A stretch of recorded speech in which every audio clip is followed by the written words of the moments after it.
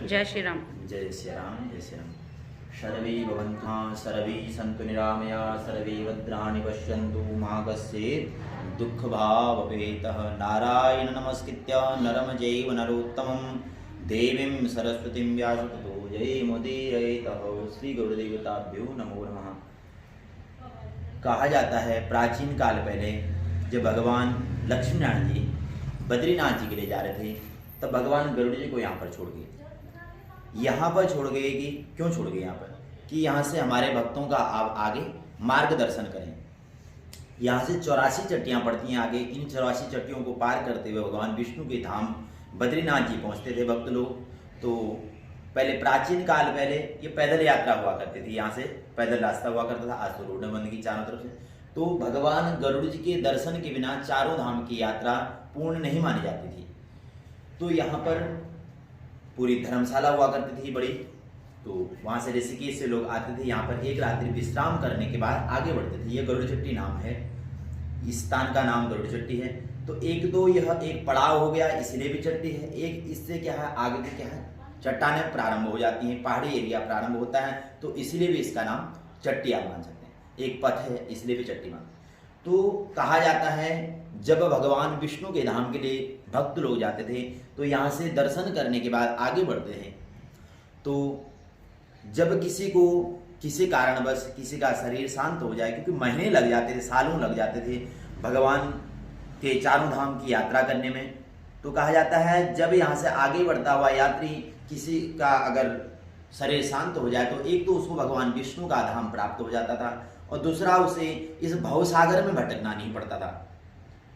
और कहा जाता है तब भगवान यहाँ पर गरुड़ जी ने क्या है यहाँ पर रहते रहते यहाँ पर भगवान विष्णु को प्रसन्न कर लिया। वो तपस्या करते करते तपस्या में यहाँ पर लीन हो गए। तो भगवान विष्णु ने उनसे कहा आप वरदान मांगिए प्रभु, आप अपने कल्याण के लिए कुछ वरदान मांगिए। भगवान ने कहा, गरुड़ जी ने कहा कि भगवान से कि मुझे वरदान तो कुछ लीजिए भगवान, अपने चरणों की अपनी अविचल कृपा आप मुझे दीजिए। जैसी सेवा मैं भी कर रहा हूँ, आपका भक्त हूँ, ऐसे इसी प्रकार से मैं आपकी भक्ति करता रहूँ और मेरा ऐसे ही कल्याण हो जाएगा। बोला भगवान ने कहा इसमें तो आपका कोई स्वार्थ नहीं है, इसमें तो मेरा ही स्वार्थ है। अगर भक्ति करोगे मेरी करोगे, आपके लिए क्या है, अपने लिए कुछ मांगो, अपने कल्याण के लिए कुछ मांगो।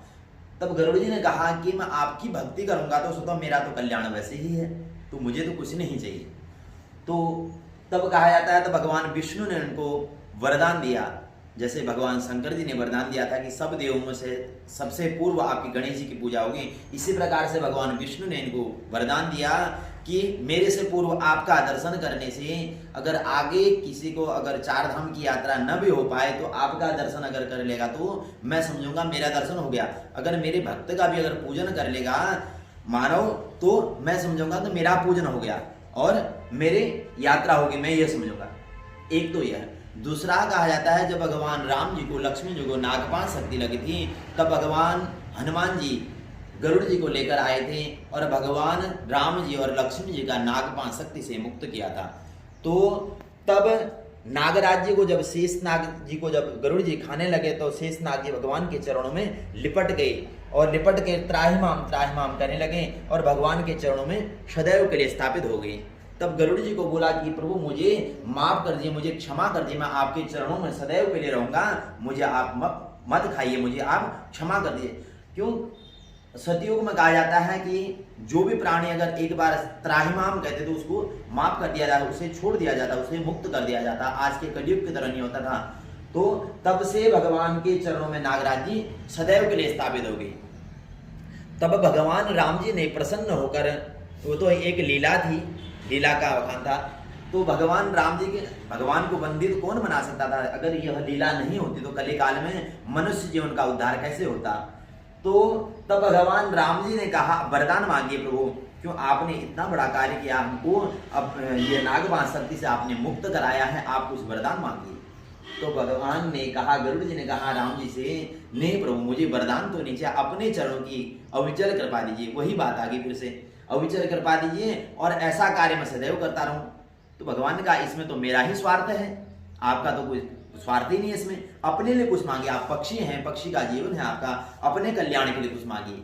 तब भगवान राम जी गरुड़ जी ने कोई वरदान न मांगते हुए भगवान से प्रणाम किया कि अपने चरणों की कृपा अविचल कृपा मुझे दीजिए।